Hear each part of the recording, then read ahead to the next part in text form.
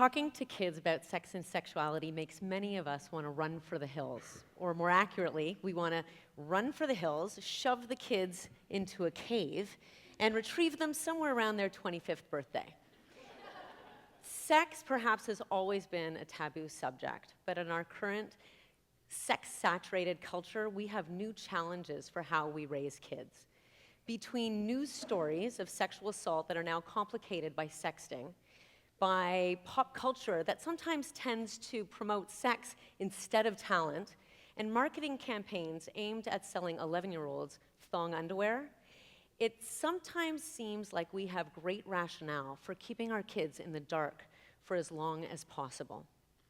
But the truth is, our kids live at a time when the lights are always on. By the time they can hold their own heads up on their necks, they're literally looking around, soaking up messages about sex and sexuality from the world around them. So it strikes me as a really good time to be bold in our approach to talking to them about the topic. Here's the rub, though. Sex is still a taboo subject. We think it's dirty and wrong for polite company. We understand that having information about human sexuality supports good decisions, but we're really not very good at finding information or sharing it. We appreciate that women who dress in particular ways aren't asking for it, but we hold them in contempt for it nonetheless. We celebrate declining rates of teen pregnancy, and we shame 16-year-olds who get pregnant, choose to parent while finishing high school. We openly read shades of gray, but we don't tell our sexual partners which parts turn us on the most. This cultural promiscuity, combined with our prudish communication, creates a powerful kind of sexual shame for the younger generation. By the time they hit puberty, they are literally surrounded by sexual messages, very few of which offer open and honest communication about sexual thoughts, feelings, or behavior. Some of the sex education they're given even reinforces this limited idea of sexuality that they're fed by mass media.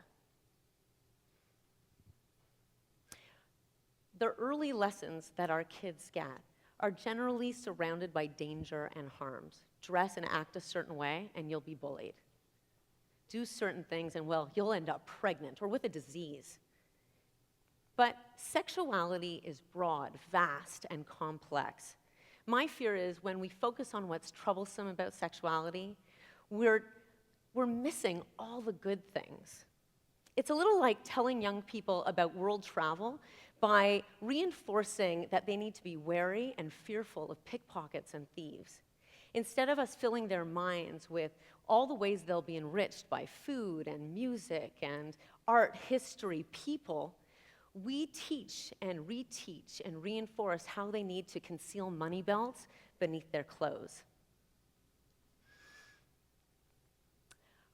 Right from the very beginning, we fill our kids with shame, sometimes inadvertently.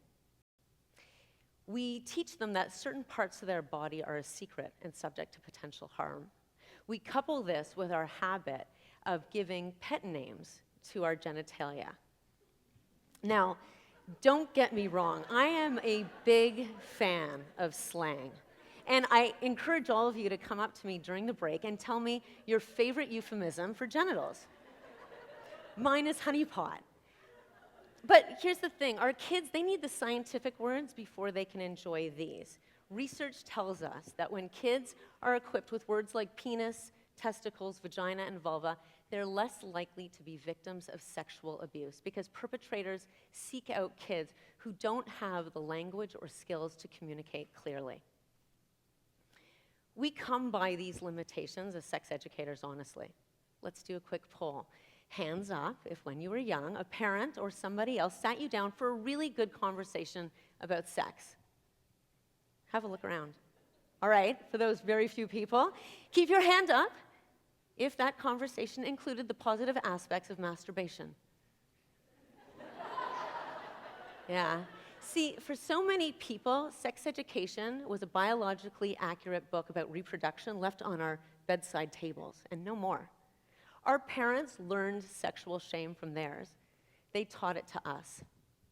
Now, many of us have done some work to try and shed that.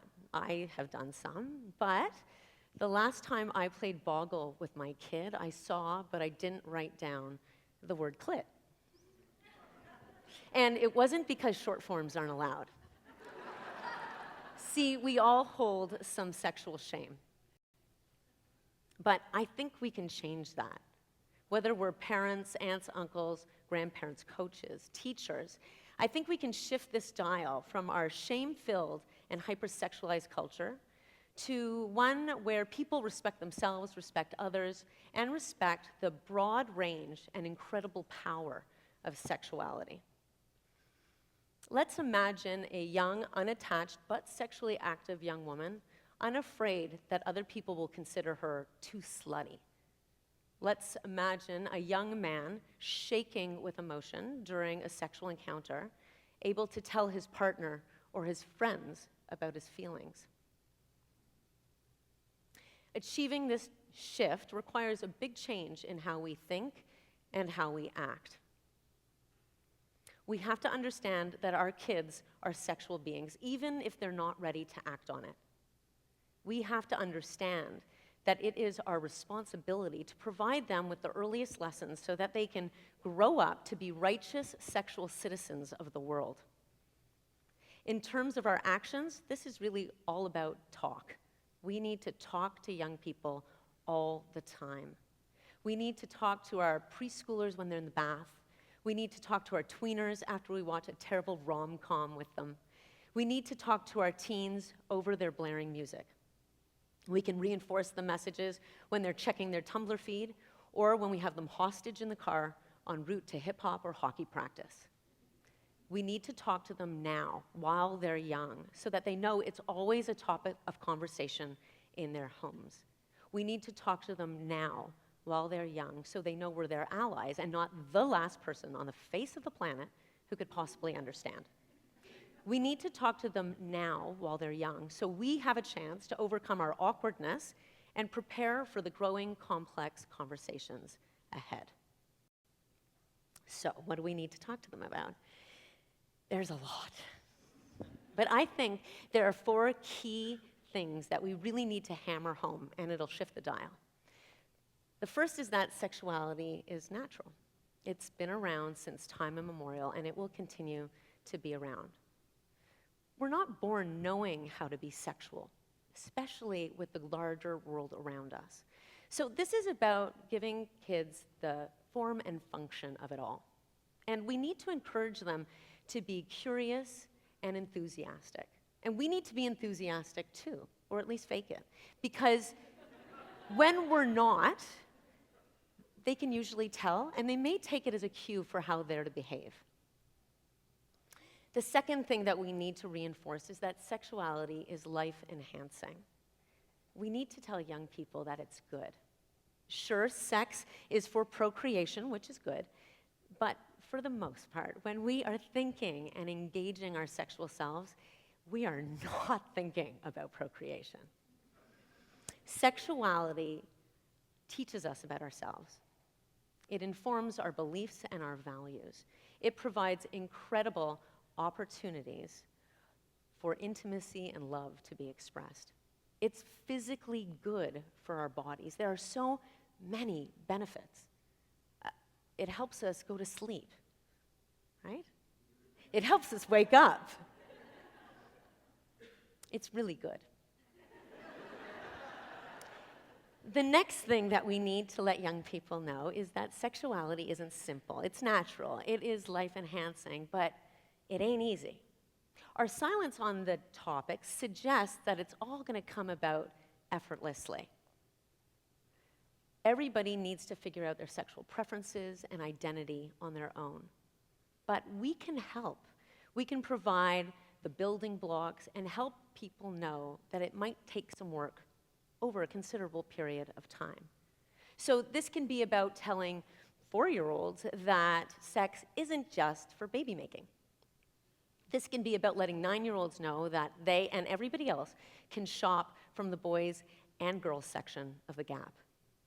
This is about letting 12-year-olds know that To live a fulfilled sexual life, people need to explore and experiment. In fact, kids of this age can hear that desire is complicated.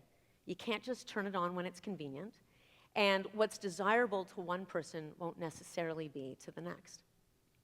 And that reminds me of porn. You too, right? See, young people are desperate for information and knowledge about sex and sexuality. And since they have virtually unfettered access to internet porn, it seems like a no-brainer to me that we help them understand that porn tends to portray sex and desire in very limited ways. It certainly is not produced to educate. Actors are chosen in part because of their atypical bodies. Camera angles, lighting, and editing all create a scene that is not possible in mutually satisfying, real-life sexual encounters. And finally, in porn, wait for it, pleasure is often simulated. I know, shocking. I like to imagine young people hitting puberty, understanding that their lives will include things like love and intimacy and lust and desire. With that, I think we can equip them with tools so that when they listen to music, watch movies, they hear the message that sex is titillating but shameful, but they don't integrate it for themselves or for the people around them. With that, they might not feel like they have to be drunk the next time they're engaged in sexual activity. They might even feel safe and secure enough to tell their partners what they want, when they want it, and have it honored. The very last thing that I think we really need to hammer home is that sexuality requires care. We need to let our young people know that they can hurt themselves and hurt other people when they're cavalier about it. But talking about care is really different than talking about sex not being safe. Sure, we want kids safe. I just think we can achieve it if we start with the good news stories. I've started telling my kids just how fabulous sex is, so that when it's time for them to take care, they'll know that sex is a force of good in the world. This came up recently when I told my 8-year-old about sexual assault. We were in the car, and the news was on the radio, and they were reporting on the recent conviction of 2 teenagers who sexually assaulted another teen who was drunk and unconscious. You can imagine in the moment, I thought about keeping him from this ugliness. I thought of keeping him ignorant and innocent in the dark.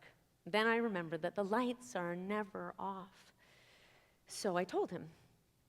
Partway through the story, he stopped me and he said, "So they murdered her." And I told him what sexual assault is. But that moment triggered a tectonic shift in me as a parent. See, I realized that my kids are learning all the time, with or without me. See, murder is a really heavy topic, and I had never talked to him about it. Somewhere along the way, he learned it. So yeah, it's heartbreaking that my baby knows about rape and murder, but it's less heartbreaking when I'm the messenger. And it's certainly a lot better than someone who has little connection and even less commitment to my child to fill his mind on such important issues. Desmond Tutu recently wrote about rape. He wrote that adults often have the mistaken notion that telling children about harsh realities will destroy their innocence. He goes on to say that you don't lose innocence when you learn about terrible acts. You lose innocence when you commit terrible acts. I mostly agree. But what if innocence is lost if we tell our young people about the harsh realities of sexuality without telling them all the benefits and value of sexuality? When we focus on all the harms, it means our education to them is fundamentally about managing danger in their lives. When I hear practice safe sex, it reminds me of our need for money belts and the fact that we need to be scared when we travel this incredible planet? What if instead of telling young people that they need to practice safe sex, we stick with the alliteration, it's good, and we tell them to practice sensational sex or super sex? It's a short form, just like safe sex, except instead of meaning take precautions or wear a condom, it can mean feel pleasure, make others feel pleasure. Take care and make sure others take care of you. Let's envision a generation of people who endeavor their sexual lives to be ones where they don't have to compromise their needs or wants in order to please another person. Let's imagine a generation of people who talk about what turns them on because they know that the alternative means feeling alienated by their own bodies and desires. Desmond Tutu wrote that a culture of tolerance, honesty, and discussion is the best way to safeguard innocence. We can safeguard our kids. We can tell them more earlier. We can reframe the message from sex as necessary but depraved to sex as important and powerful. Silence and squeamishness is destroying everything that's good about sex and sexuality. We can change that, and our kids deserve no less. Thank you.